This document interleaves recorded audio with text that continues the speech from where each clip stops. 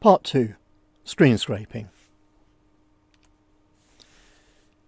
So the idea behind a web service is that you're sitting at your computer over here, you go across the network and somehow you access some sort of web service that gives you access to tools, databases and so on. In the case of screen scraping, this web service is just a normal web server providing HTML pages. And that means that you have to write some sort of screen scraper, something to parse the HTML that would normally go to a web browser and extract relevant information from it. Now this is a fragile procedure. And what do I mean by that? Well, we're starting with data, and that might be in a database, it might be in your head, but in creating a web page, we extract something from those data and we display them in HTML on a web page. As a consumer of those data, in other words, somebody writing a screen scraper, you need to be able to extract the data from the web page, and that then gives you your set of data that you can do something with. Now, that procedure is fraught with problems. For a start, the data that you're extracting is almost certainly not going to be all the data that are in the database or in your head. And in creating a web page, the semantics of that data, in other words, the really precise descriptions of what you mean by a piece of data, are lost. Because what we have in our web page is visual markup. Now, that might be very easy for you to look at and work out what something means, but it isn't necessarily easy for a script that you write as a consumer of this data to extract the relevant items and know exactly what they mean. So, for example, you might have a piece of information that stands out very clearly because it's in a red box. Now, that red box draws your eye to it and you can understand what it means by looking at it, but it may be less easy to be able to get that information out of the web page automatically. That leads to errors in the data extraction and therefore partial error-prone data. So, as I said, this is a fragile procedure. Trying to interpret the semantics from display-based markup can be very difficult. And not only that, but also if the presentation changes, then the screen scraper may break. Now, this situation can be improved by semantic markup. Now, what I mean by that is what I was trying to encourage you to do with CSS, which is to assign classes, class names that are meaningful in some way. So if you have somebody's email address, rather than having HTML code that displays it on the right and in italics or whatever it is, you would simply mark it up with a class of email, and then in your CSS you would deal with how you're actually going to display that.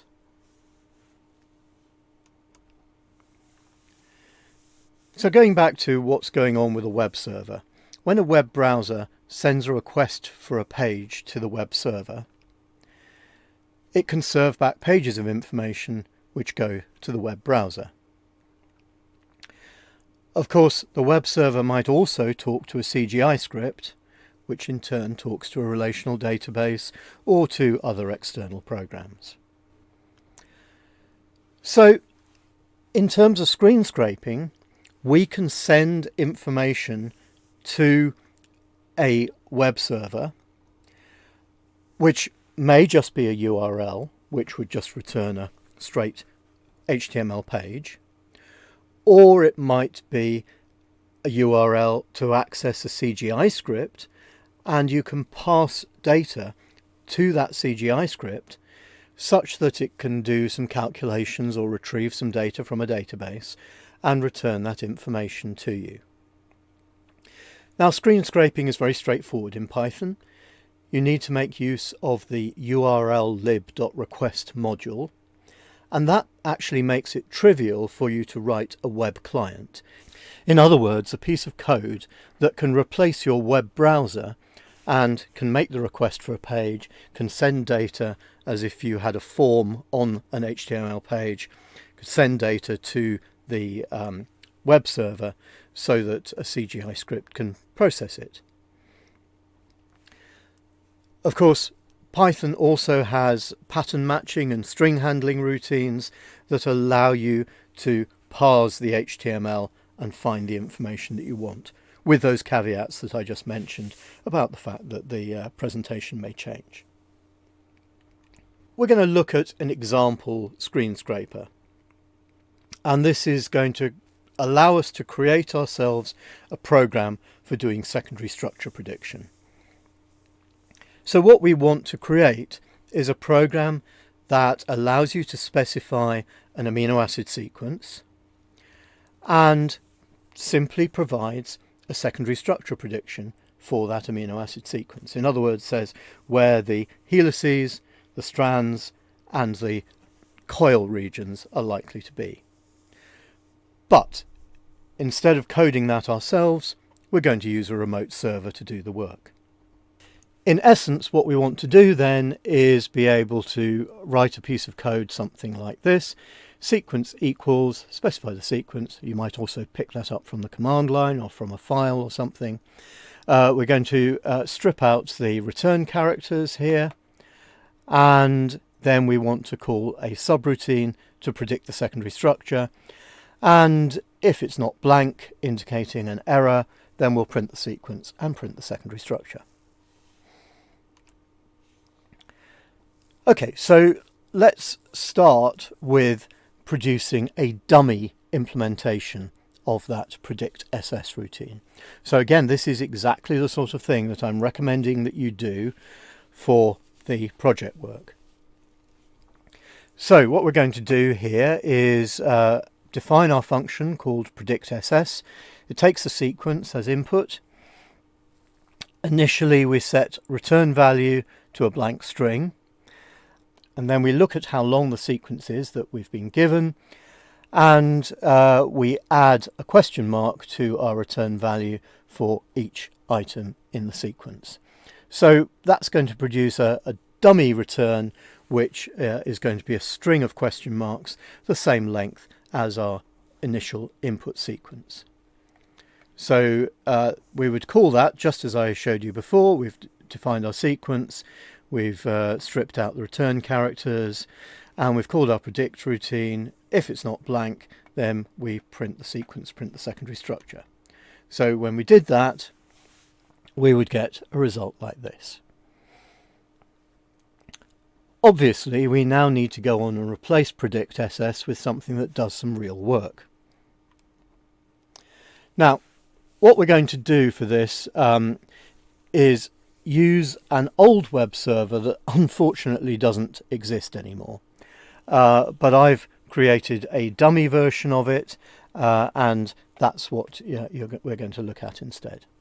So this was the web server HTML page where you could enter your sequence data, and this was the CGI script that it was running. And this web server called NNPredict was one of the first secondary structure prediction programs that made use of neural networks. As I said, it's unfortunately no longer available, so the web page now is here and the CGI script is here. This is what it looks like if you look at the web page, and basically you see a nice title. You have an option here to be able to specify the tertiary structure class, in other words the protein fold type. Do we not know? Is it all alpha? Is it all beta? Or is it an alpha-beta mixture? We can put in the name of the sequence, and we can put in the sequence itself, and then click submit. So what we would need to do to implement a screen scraper for this is first of all connect to the web server, submit our sequence, obtain the results, and extract the actual data from this. So the way we set about doing that, first of all, is to look at the source code for the web page. So this is the relevant section of the web page. This is the form where you can submit data. And it's sending the data using the post method. Remember, we looked at post and get as two different methods. And this is the URL of the CGI script. Now, let's have a look at this tertiary structure class section. That was a set of radio buttons, all given the name option, and then option will be set to one of none, all alpha, all beta, or alpha/beta. The name of the sequence is going to be stored in the name item, and the sequence itself is going to be stored in an item called text. So, just to summarize, we have three kind of inputs. Option, which can be one of these four different alternatives. Name, an optional name for the sequence, so we don't even need to give that because it is optional. And text, which is the sequence itself. Okay, so we're going to have to replace the URL of the CGI script with the version that I've implemented. So we can define our predict SS routine like this. First of all, we need to import request from URL lib. We need to specify our URL. I've split it across multiple lines here simply so that I can get it all on the screen and you can still read it. I've also got some parameters, so I'm setting option to none. I'm setting name to a blank string. And I'm setting text to the sequence. So the full URL will consist of the URL of the CGI script, followed by a question mark, and then these parameters.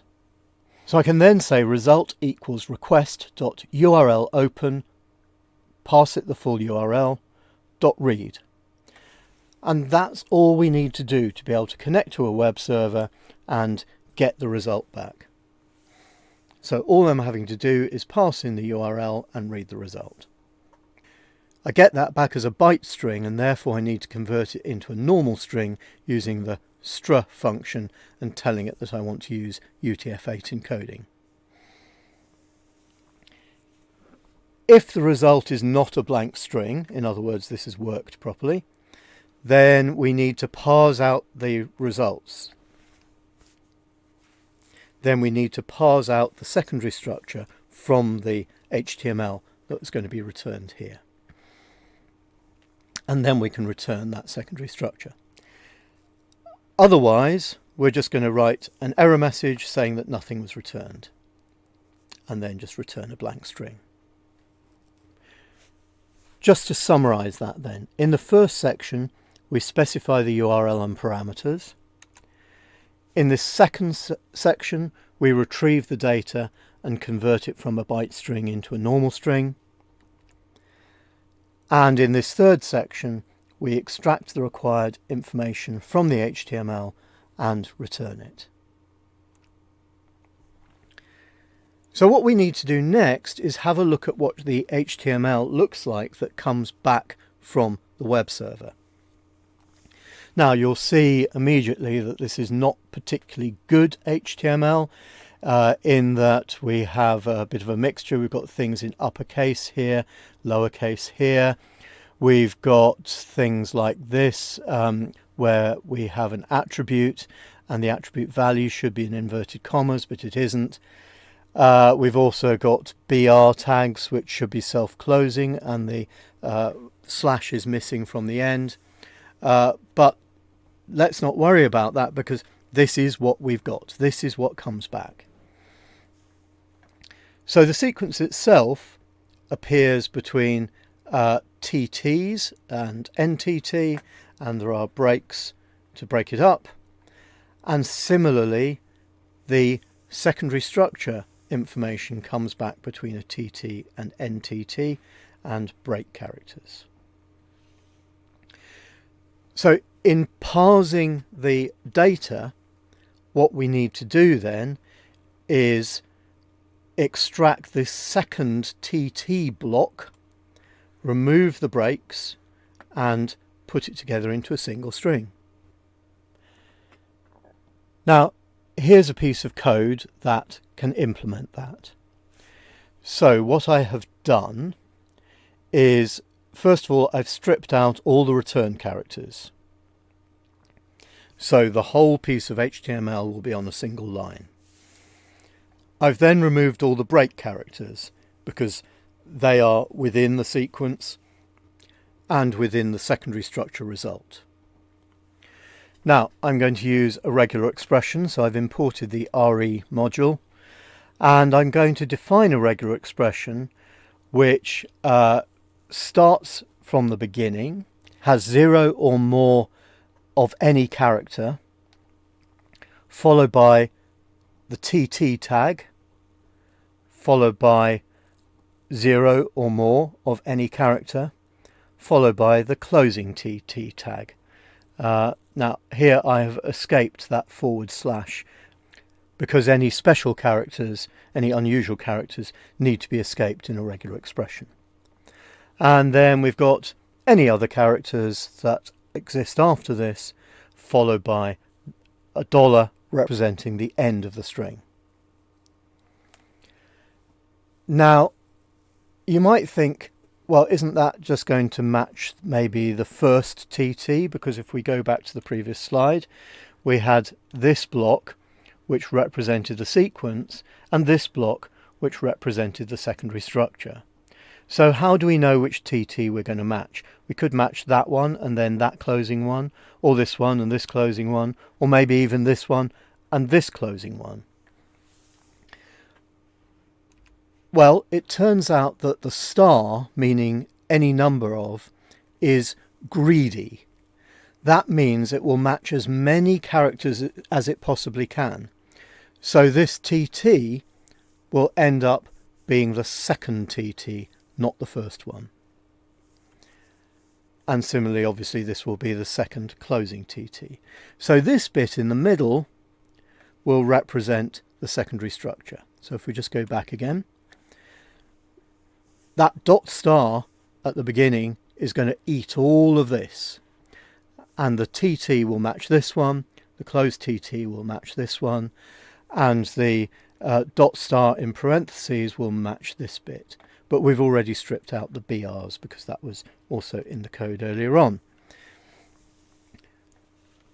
Now, the reason for the parentheses is that that will then get recorded as a matched region.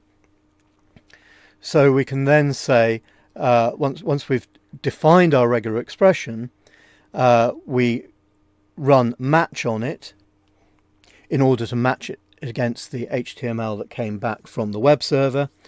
And then this match.group1 will return the bit that's in the parentheses. So that's the secondary structure information. And finally, we return that result. So again, just to summarize, we start off by removing the returns and the break characters. We create our regular expression and match it against the HTML, and we extract the group, which in this case is the secondary structure information.